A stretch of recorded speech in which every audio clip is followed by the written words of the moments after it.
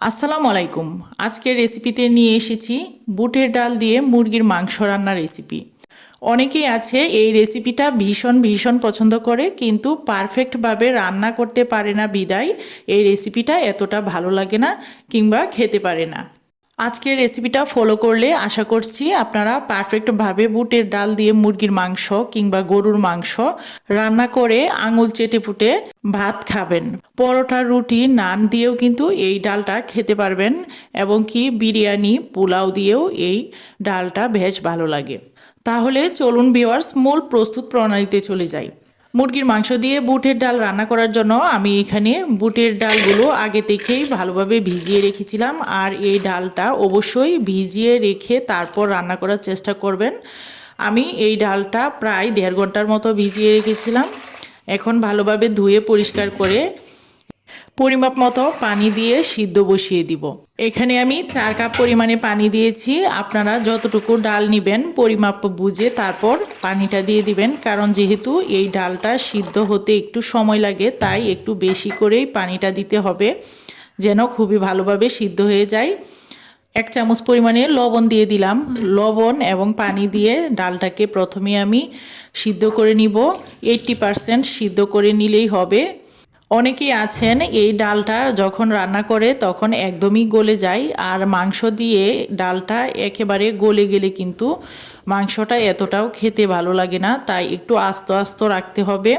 আর সেটার জন্য অবশ্যই 80% সিদ্ধ করে তারপর মাংসটার সাথে মিশালে দেখা যায় যে ডালটা আস্ত আস্ত থাকে, যার ফলে এই ডালটা খেতেই ভালো লাগে।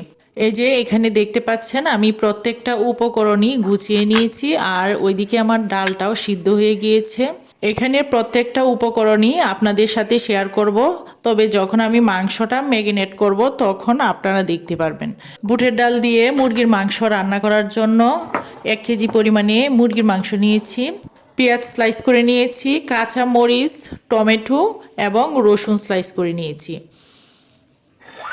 এখানে নিয়েছি হলুদের গুঁড়া, মরিচের গুঁড়া, স্বাদমতো লবণ, ধনিয়া, জিরা, কাঁচামরিচ এবং আদা, এগুলো আমি শিলপাটায় বেটে নিয়েছি। 6টা এলাচ, 2 টুকরো দারুচিনি এবং 3টা তেজপাতা। আমি তেজপাতাগুলো একটু মাঝখানে কেটে নিয়েছি। এটা হচ্ছে 5 মিশালি সজের গুঁড়া, আর এই মশলাটা দিলে ডালটা খেতে খুবই ভালো লাগে মুরগির মাংস দিয়ে কিংবা গরুর মাংস দিয়ে, যেটা দিয়েই রান্না করেন না কেন। এই তো এক এক করে আমি মশলাগুলো দিয়ে দিচ্ছি। 3 চামচ পরিমাণে মরিচের গুঁড়া আমি একসাথে নিয়ে নিয়েছিলাম, সেটা দিয়ে দিলাম। সাথে নিয়েছিলাম 2 চামচ পরিমাণে হলুদের গুঁড়া আর স্বাদ মতো লবণ। অল্প একটু আদা বাটা দিয়েছি, এখানে 1.5 চামচ পরিমাণে হবে। আর কাঁচামরিচ পেস্ট করে দিয়েছি 2 চামচ পরিমাণে। দিয়ে দিচ্ছি গরম মশলা। এখানে আমি প্রত্যেকটা মশলা একসাথে মিক্স করে তারপর হাতে মেখে মাংসটাকে রেস্টে রেখে দিব প্রায় 10 মিনিটের মতো।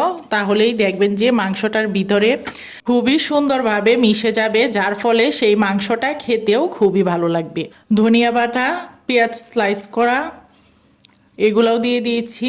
এখন এখানে আমি দিয়ে দিব, এটা হচ্ছে পেঁয়াজের কলি। এই শীতকালে পেঁয়াজের কলি অ্যাভেলেবেল পাওয়া যায়, তাই আমি এক্সট্রা একটু পেঁয়াজের কলি ইউজ করেছি। আপনারা চাইলে এটা স্কিপ করতে পারেন। সাথে দিয়েছি 4 থেকে 5টা কাঁচামরিচ, আস্ত কাঁচামরিচ এখানে দিয়ে দিলাম। আপনারা চাইলে এটাও স্কিপ করতে পারেন। আমার কাছে কাঁচামরিচের ফ্লেভারটা ভীষণ ভালো লাগে, তাই আমি মাংসতেও কাঁচামরিচ ইউজ করি, তবে মুরগির মাংসতেই আমি বেশি কাঁচামরিচটা ইউজ করি। আর এই রেসিপিটাতে কাঁচামরিচ ইউজ করলে বেশ ভালো লাগে। আপনারাও দেখতে পারেন এইভাবে মুরগির মাংসতে কাঁচামরিচ ইউজ করে।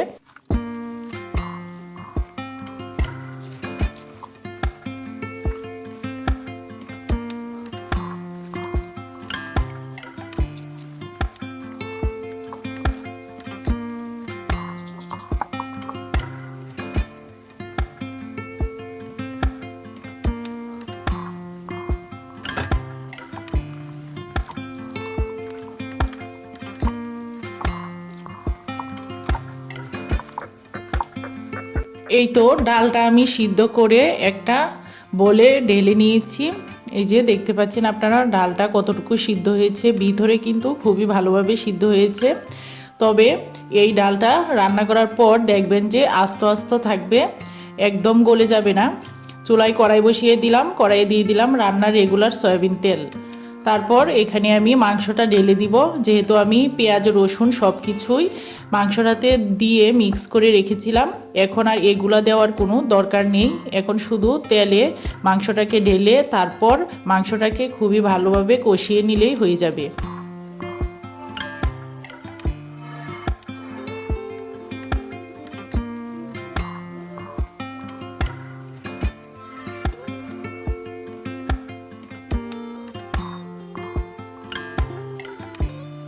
এই তো মাংসটাকে আমি 15 মিনিটের মতো রান্না করে নিয়েছি। আর এ পর্যায়ে খুবই ভালোভাবে মাংসটা কষিয়ে নেওয়া হয়ে গিয়েছে। আপনারা দেখতেই পাচ্ছেন একদম লাল লাল করে কষিয়ে নিতে হবে, যেন মাংসের তেলটা উপরে ভেসে আসে। মাংসটা যত ভালোভাবে কষাতে পারবেন, তরকারির কালারটাও কিন্তু ততটাই সুন্দর হবে। তারপর আমি দিয়ে দিলাম সিদ্ধ করা ডাল। সিদ্ধ করা ডাল দেওয়ার পর মাংসটাকে আর 5 মিনিট রান্না করে নিলেই কিন্তু বুটের ডাল দিয়ে মুরগির রান্নাটা কমপ্লিট হয়ে যাবে। ব্রয়লার মুরগি আমরা অনেকেই পছন্দ করি না, আর যারা পছন্দ করি না তারা একদিন হলেও এইভাবে বুটের ডাল দিয়ে মুরগির মাংস রান্না করে খেয়ে দেখবেন। আশা করছি সেকেন্ড টাইম আপনি আবারও খেতে চাইবেন। এই তো রান্নার শেষে আমি আরও কয়েকটা পেঁয়াজের কলি দিয়ে দিচ্ছি, সাথে দিয়ে দিয়েছি ধনিয়া পাতা এবং কাঁচামরিচ। এগুলো দেওয়ার ফলে দেখবেন যে ডালটার ভিতর থেকে খুবই সুন্দর একটা স্মেল বের হবে। এক তো পেঁয়াজের পাতা যে কোনো তরকারিতেই দিলেই কিন্তু খুবই সুন্দর একটা স্মেল আসে, তার উপর আবার ধনিয়া পাতা, আর ধনিয়া পাতা তো যে কোনো তরকারিতে দেওয়ার ফলে তরকারির টেস্ট আরও দ্বিগুণ বেড়ে যায়। এ পর্যায়ে চুলায় ফ্রাই প্যান বসিয়ে দিলাম। এখন ডালটাকে বাগার দিয়ে নেওয়ার জন্য দিয়ে দিচ্ছি এখানে একটা পেঁয়াজ স্লাইস করা এবং সাথে একটা রসুন স্লাইস করা। পেঁয়াজ এবং রসুনগুলোকে ব্রাউন কালার করে বাগার দিয়ে নিলাম। এই তো বন্ধুরা, আপনারা দেখতেই পাচ্ছেন ডালের কালারটা কতটা সুন্দর হয়েছে। আপনারা এটাকে বুটের ডাল দিয়ে মুরগির মাংসও বলতে পারেন, এবং কি মুরগির মাংস দিয়ে বুটের ডাল রান্নাও বলতে পারেন, যেটাই বলেন না কেন। এই রেসিপিটা কিন্তু একবার খেলে বারবারই খেতে ইচ্ছে করবে। আপনারা একবার হলেও বাসায় ট্রাই করে দেখবেন। আমি তো ব্রয়লার মুরগির মাংস এইভাবে খেতেই খুবই পছন্দ করি, তাই আপনাদের সাথে আজকে আমার পছন্দের খাবারটা শেয়ার করলাম। কতটুকু ভালো লেগেছে অবশ্যই কমেন্ট করে জানাবেন, আর ভালো লাগলে লাইক কমেন্ট করে বন্ধুদের সাথে শেয়ার করে দিবেন। যারা চ্যানেলে আমার নতুন ভিজিট করেছেন তারা চ্যানেলটাকে সাবস্ক্রাইব করে পাশে থাকা বেল আইকনে ক্লিক করে নোটিফিকেশন অন করে দিবেন। আর যারা অলরেডি এই কাজটা করে ফেলেছেন তাদেরকে অসংখ্য ধন্যবাদ। আর ফেসবুক থেকে যারা আমার রেসিপিটা দেখছেন তারা পেজটাকে ফলো দিয়ে রাখবেন, তাহলে আমার নিত্য নতুন ভিডিও ছাড়া মাত্রই আপনাদের কাছে আমার নোটিফিকেশন পৌঁছে যাবে। সবার জন্য দোয়া এবং ভালোবাসা রেখে আজকের মতো এইখানেই বিদায় নিচ্ছি। সবাই ভালো থাকবেন, সুস্থ থাকবেন। আল্লাহ হাফেজ।